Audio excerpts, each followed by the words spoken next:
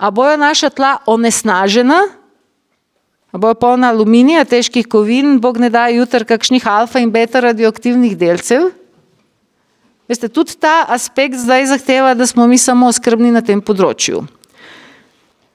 Kaj to pomeni? Koliko vas je, ki doma imate dovolj folije, da pokrijete svojo obdelovalno površino, če bi prišlo do kontaminacije večjih razsežnosti? Ne, koprena, vodo neprepustni material, s katerim, PVC. No, gledajte, naj vam ne bo žal, da date 100 € za koliko imate že površine, ker to vam bo prihranilo 3 leta zgubljene letine in dekontaminacije, ki je tako draga, da si jo ne želite. Ker tudi, če bi prišlo, gledajte, že to, kar včasih saharski pesek prihaja. Mi na srečo danes imamo informacije, ampak ne ukrepamo. Torej, obstajajo neki trenutki v vsakem letu, ali ne vem, zažge se odpadki v vaši bližini, tako kot je bilo na parih mestih po Sloveniji. A boš čakal res, da ti bo neki naš plačen, da laže, povedal, da to ni nič nevarnega? Mislim, če je ta zemlja tisto, kar nas bo hranilo in preživelo, ker nočete jesti gensko, encimsko in ne vem kakšno zmanipuliranega, potem pa moramo mi to zemljino zavarovati. Skrajšano, digest, to, kar mi imamo, je. En del, jaz sem bila vedno proti rastlinjakom, ampak glede okoliščin in vsega in potrebe, da je samooskrba zdaj res 4-letne čase, zdaj imamo tudi rastlinjake in tople grede, ampak to ni vse, to je recimo nekje 20% neke obdelovalne površine. Kaj pa z ostalim? Z ostalo imamo vedno v pričuvi, tako, ampak res blizu, nekje ali v rastlinjaku ali v kleti ali nekje držimo, eno veliko rolo te UV PVC folije, UV obstojne.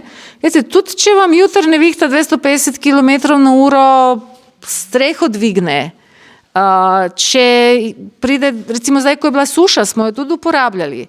Ni dežja, potem pa pol ure bo padlo ogromno, no takrat mi to folijo razgrnemo in vso vodo spravimo v naš bajerček. Drugače bi se bajerček nalival zelo dolg, ker nabira po eni foliji, ampak če je frka, potem pa imaš še 200 m2 in zbereš vodo tam, kjer jo hočeš. In obratno, lahko tudi preprečiš, da pride dež, ki ga nočeš. In če neki, veste, če niste, imam tudi knjigo Radiacija, tukaj jo lahko pregledate, ni panike. Če vi znate za radiacijo delati, vi lahko imate 95% manjši problem od svojega soseda, ker je bistvo v tem, da tisto prvo količino, tako kot je padel takrat černobilski dež, če bi mi takrat tega vedeli, takrat, ko pade to, kar pade in ostane potem v tleh do konca našega življenja, takrat, če imaš možnost, da ti to ne pade v tvoj vrt, si se rešijo res velikega problema. In na srečo, ena folija povsem učinkovito zadržuje alfa in beta radioaktivne delce. Jih bo sem splaknila tam, ker jih ne želite imeti. Tako da ta ukrep je iz več razlogov, tudi če bomo deževnico rabili zbirati za vodo, zase, če bomo šipe, ki so počile od nadzvočnega preleta, morali krpati, če mislite, celo mesto mora krpati šipe. To so že imeli v Beogradu. Ja, takrat ni možno.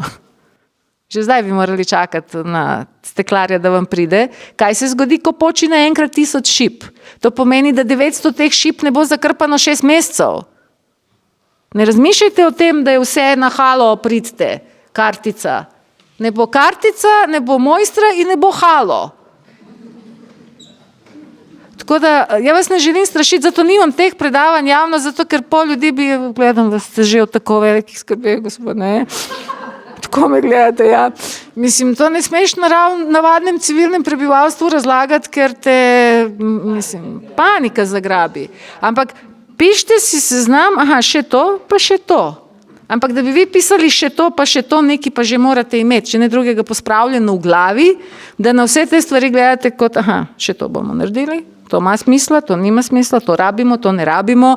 Dobro, vi ne rabite 100 metrov, če nimate vrta, ampak bilo bi mogoče dobro za šipo, za ovo, za ono. Tako da vsak naj razmisli, ampak vsaka folija pride prav. A vi znate vodo iz rastline dobiti? Kakšen tečaj tistega preživetja v naravi postaja tudi zelo dragocen. Glejte, vam povem, to sem probala, ta stvar res deluje. Vzamete vrečko, ni treba iz kaktusa, iz katerekoli užitne rastline. Res smo probali. Vrečko vzameš, ni treba, da je prevelika, zato ker noter ne bo toliko veliko vode in jo obvežeš. Jaz sem probala na malini, na lipi, na par teh zadevah in jo samo moraš tesno sprejeti. Rastlina čez noč diha. In zjutraj boste vi imeli nekaj žlic vode v tej vrečki. Zelo okusne vode, to je živa voda. Tako da, če bi bila panika, obstaja veliko virov, ni nikoli življenje do nas kruto. Kruto je naša lenoba pa neznanje. In gledajte, v Boliviji po zimi pridelujejo zelenjavo na -20, zato ker so znali opazovati pa ujeti sončka pa tako. Mi pa smo se zanašali sem na kreditne kartice pa na high-tech tehnologija, programiranje in zdaj nam hočejo še digitalno kmetovanje ali ne vem kaj vsiljevati. Torej, o semenih tok, dajmo še kakšno besedo povedati o pomembnih lastnih prehranskih dopolnilih. Danes nisem vlekla tle vseh svojih zelišč, ker se ne rada sprehajajo zelišča, ampak ena od pomembnejših stvari, ki jih lahko naredite, je pripravek koprivove loščine, koprive in jajčne loščine. Poznate to? Koliko vas je, ki to že delate? Ja, samo koprivo, jaz upravljam. Je damo vodo in pol pustim 2 tedna. Ne, to je za gnojenje. Za sebe. No, ko smo že pri tleh, še en ukrep bi vam rada zaupala in sicer, tako kot pri našem telesu, če so večje obremenitve, zmaga tisti, ki ima boljšo črevesno floro. Črevesna flora je tista, ki vas razstruplja, ki pobira težke kovine, ki preprečuje kvasovke, preprečuje vnetja sluznic.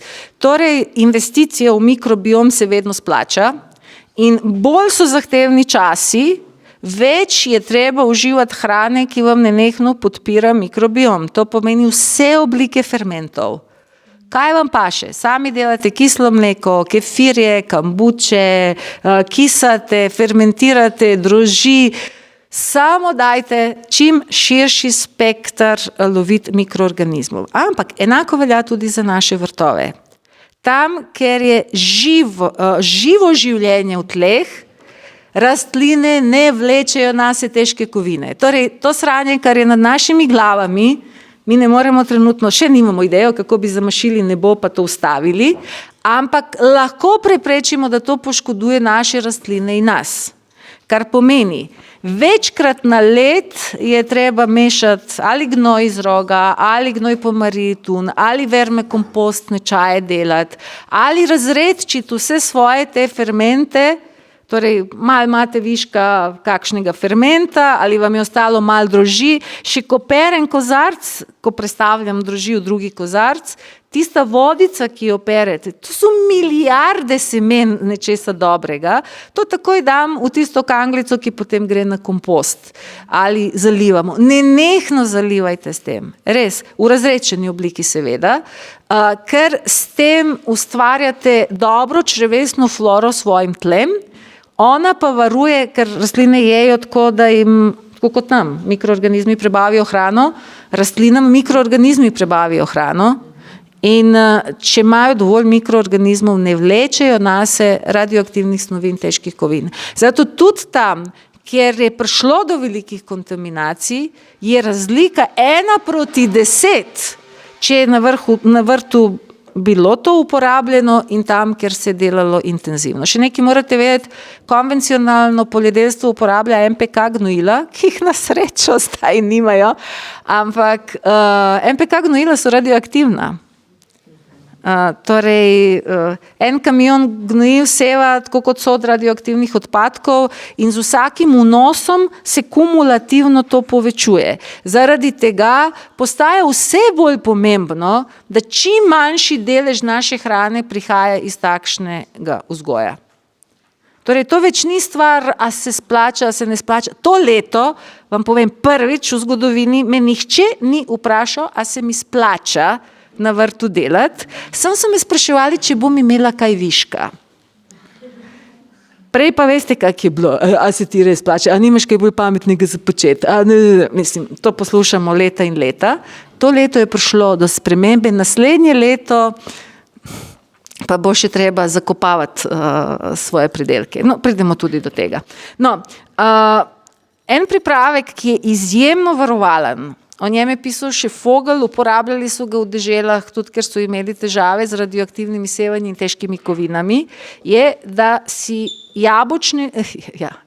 jajčne lupine fino zmeljete in jih tako najlažje v mlinčku za kavo, potem jih pa presejete še skozi cedivček za čaj, zato da res ne hrusta in težnostno 1:1 zmeljete tudi koprive suhe.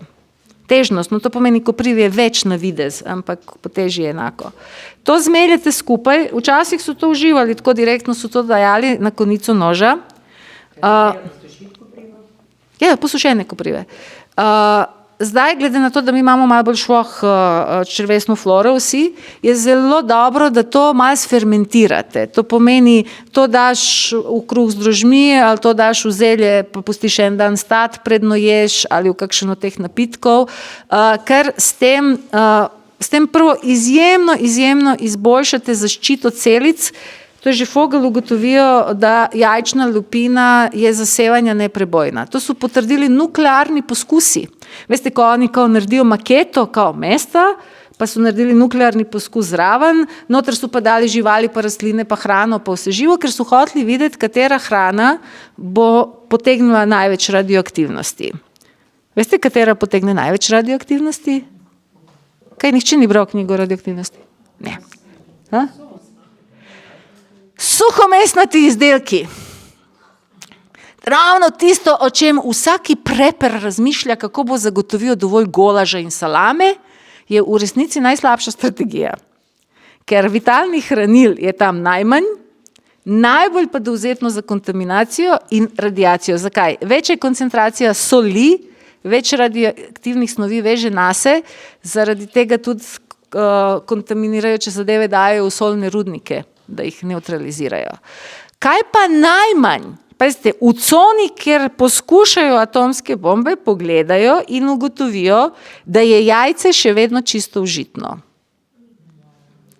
Čarovnija, oblike in kalcijeve lupine. Zanimivo je, da je Fogel to vedel, še preden so delali nuklearne poskuse, da če celica, človeška ali rastlinska, ima dovolj organskega kalcija, potem je najmanj dovzetna na sevanja.